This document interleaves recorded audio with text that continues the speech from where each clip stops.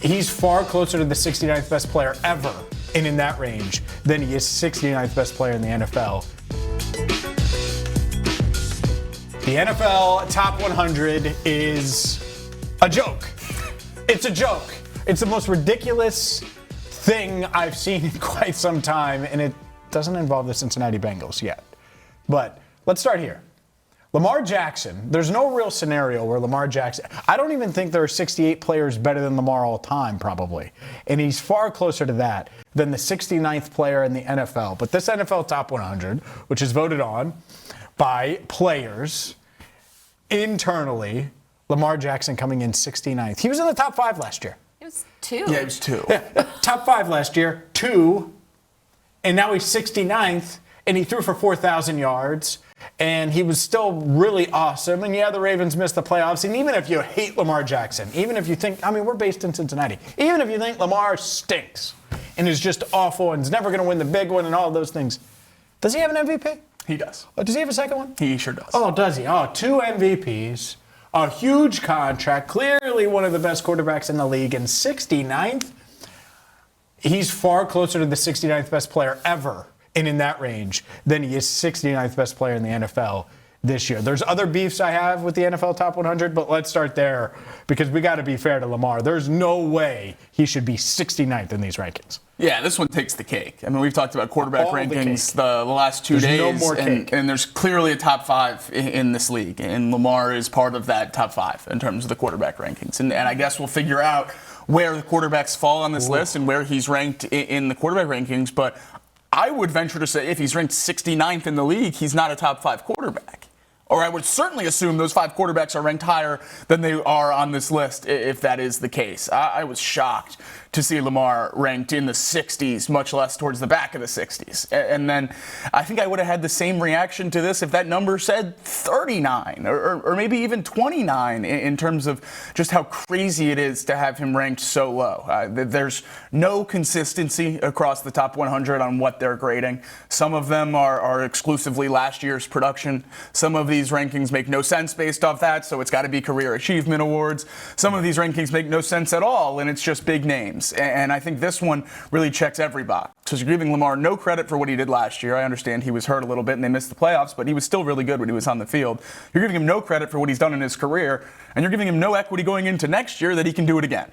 So I really don't understand how you rank him 69th. It's the most mind-boggling ranking of the top 100 so far for me. I've been trying to figure this out ever since I saw it come through, and I was like, "This has to be a mistake, right? Like, this is a joke. We're getting, I thought he punked." was joking when he said it. You did. You didn't believe me. I had to go find the tweet from the Ravens Lamar official Jackson? account. It can't be Jackson. It's didn't got to be one of believe the fake accounts. Yeah, no. Yeah, Jamar Laxon, exactly. Because it doesn't make any sense to go from 2 all the way to 69. And if they're worried about, the injuries and a slightly down statistical season, well, does that mean Burrow isn't going to make the top 100 because he also dealt with injuries and had a quote-unquote down season because he wasn't on the field the entire time? I don't understand it. I would love to talk to the people that are voting on all of these rankings lists this year because they're really starting to get under my skin. But I'm real intrigued too. How many other quarterbacks are going to be ahead of Lamar? And that's where I go when I see this.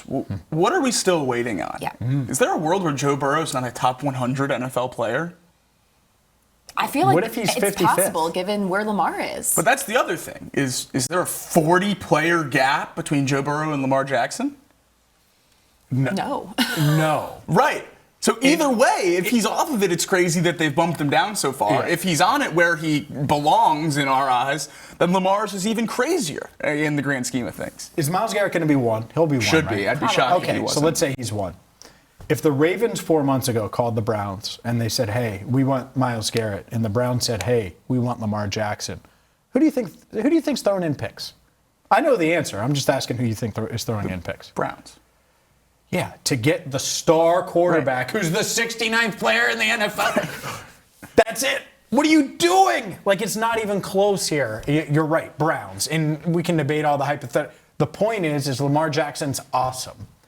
And the NFL should have looked at this and said, no, we got to re-vote. Like, this isn't right. Like, who messed up? Who's stuffing the ballot with biased ballot? Like, honestly, because there's no scenario or Lamar Jackson 69 or 59 or 49 or 39 or 29 for that matter. He's definitely top 20, even if you're completely out on him and out on his style and out on his ability to win. Let's just say that, like the lowest of low, he's a top 20 player. So that to me, when I saw this, you're right, your mind starts to wonder, well, where's this guy going to be ranked? Where's that guy going to be ranked? So that's part of it. But the other part is the NFL didn't think to say, hey, a two-time MVP, a guy that's one of the big stars in our game, shouldn't be 69th, especially after he was second last year. And it's not like he missed all year. It's not like he was awful. It wasn't great, but it wasn't awful. This was a major, major mistake, and it sets the tone for a lot more mistakes. And there's a few other we're going to cover, but this Lamar Jackson one, it's a major storyline. And I hate it because, when he was coming out, he was underrated coming into the draft. And there was that nonsense that Bill Polian, one person made the wide receiver comment, and now it becomes a thing, and we're running back and all those things. No, Lamar's just awesome. He's an awesome football player. And he's certainly not the 69th best player. And honestly, might be higher. If it's under 69th best player ever, it's probably under. He's probably lower on that list than 50 or 45 or whatever. I haven't done the list.